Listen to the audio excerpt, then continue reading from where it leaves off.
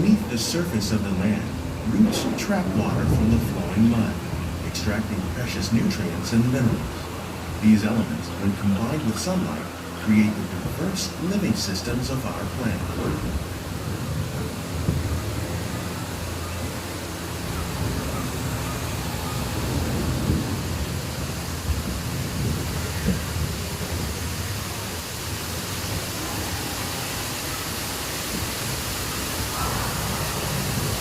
One of those living systems is the rainforest, home to the most amazing concentration of life on our planet.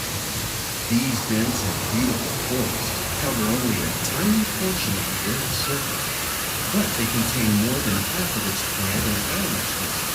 Rainforests are also extremely rich and productive living systems, providing us with oxygen, food, medicine, and other elements essential to our lives.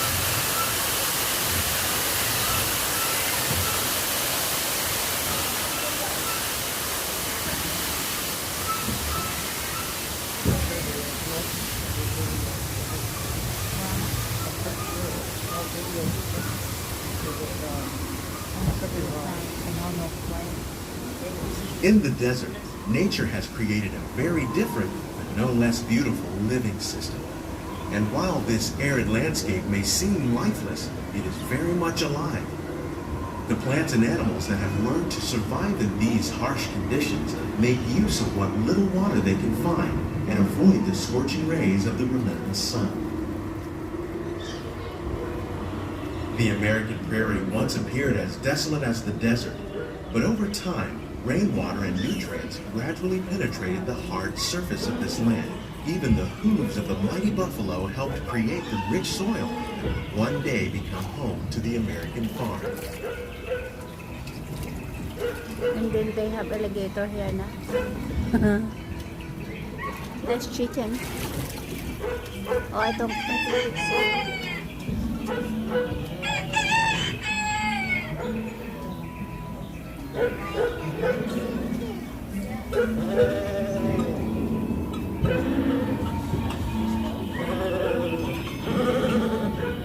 Of all the forces at work on the land, humans have had one of the most profound effects. The need to produce food for a growing world led to the enormous use and sometimes overuse of the land. In our search for more efficient ways to grow food, we often fail to realize the impact of our methods.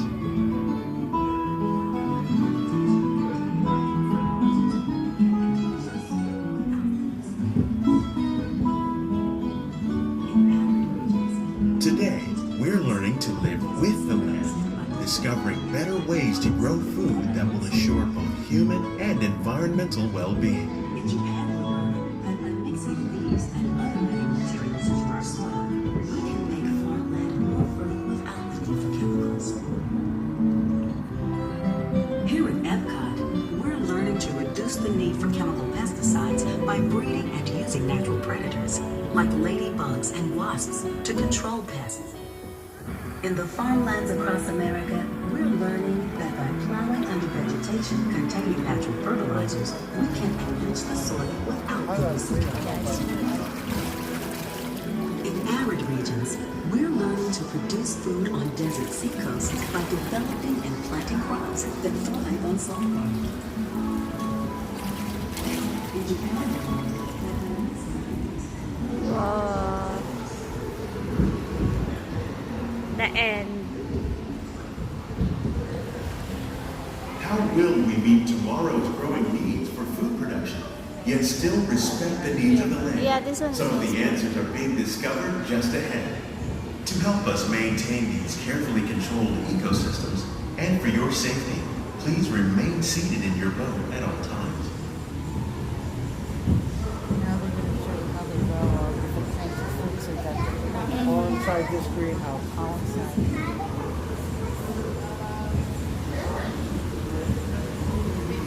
Oh, they have dragon fruit. Dragon fruit.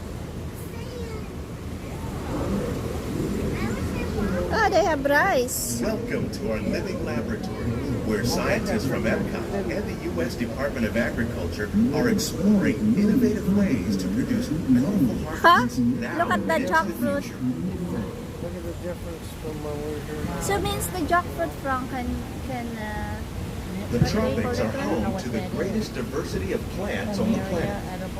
Many of these, like papaya, bananas, cacao, coffee, Papaya, and rice, cacao. are well known around the world.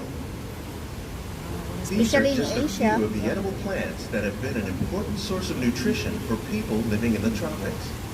Many are rich in vitamins and minerals, while others are well adapted to growing in less than ideal conditions. Some, like the water lily, thrive in wet, swampy areas and waterways. All parts of this plant, even the flower petals, are edible. The starchy root of the plant has long been used to make flour for baking. I like this one, the gourd. One day, many of these lesser-known tropical plants The gourd may is be one, as Mom. important as the It's bananas very on nice. both Yeah, I sides like of the that boat. one. And cassava. More than 28 million tapioca. tons of bananas are eaten annually, making it the most popular fruit in the world. Oh, fish. Hybrid tilapia, Mom. Look at that. You see all the fish they got. It's They my grow first. 'em all here. Yeah, it's my first time to see white tilapia farm. Oh, really? Yeah, They have all kinds. They have some over here and there. hybrid They- tilapia. They grow them, raise them here. Yeah. For the This is. For all the restaurants. Oh, this is bass. Yeah.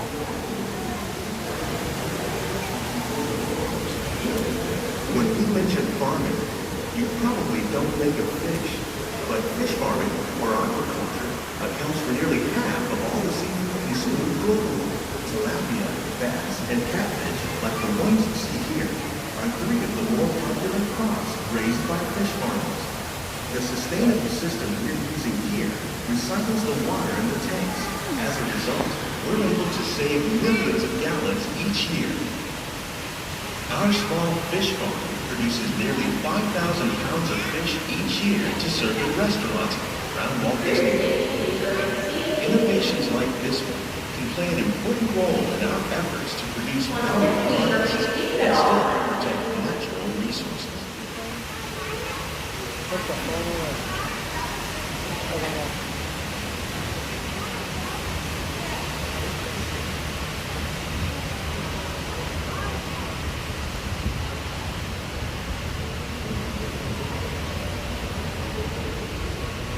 Oh, they have mandarin orange.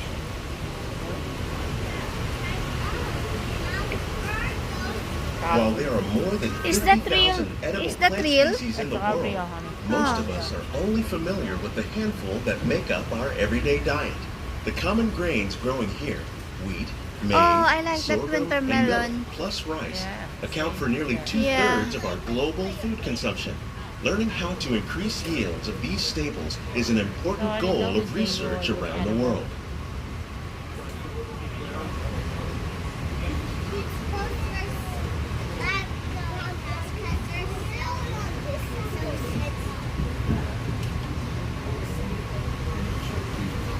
Eggplant. Oh, wow. These plants are definitely on their way up. Innovative growing techniques like these increase yields while more efficiently using resources like water, fertilizer, and pesticides. Another innovation at work here is our integrated pest management program. By populating our greenhouses with beneficial insects that prey on harmful pests like aphids and flies, we are significantly reducing our reliance on conventional pesticides. We're growing these crops using our nutrient film system. This technique Lettuce. precisely controls and recycles water and nutrients. With it, we can produce over 27,000 heads of lettuce a year in this one small area.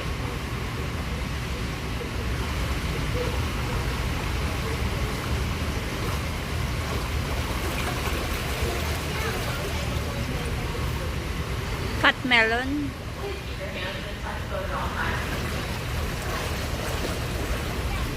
Some of our best ideas have been inspired by nature, like these fruit and vegetable trees. Oh, look By at the growing these tomato. ground plants vertically, we can increase yields and better control diseases.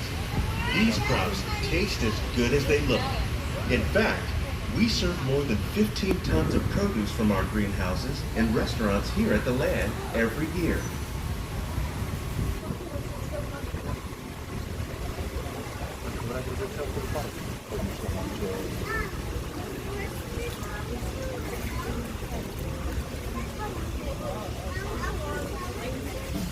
how to grow them up. Yeah. Oh, fish. The future of agriculture may include innovative ideas like this vertical growing system. Plants grown in this way use a fraction of the space required by traditional growing methods. That saves water and increases production. The aquaponics system on your left combines hydroponics with aquaculture. The fish provide a natural source of fertilizer for the plants, and the plants help keep the water clean for the fish. It's another great way to produce more while using less. In our lab, Epcot scientists are working with the U.S. Department of Agriculture on a number of innovative projects. The goal of these efforts is to produce higher yielding and better quality plants. Nice. All done, no? All done daw.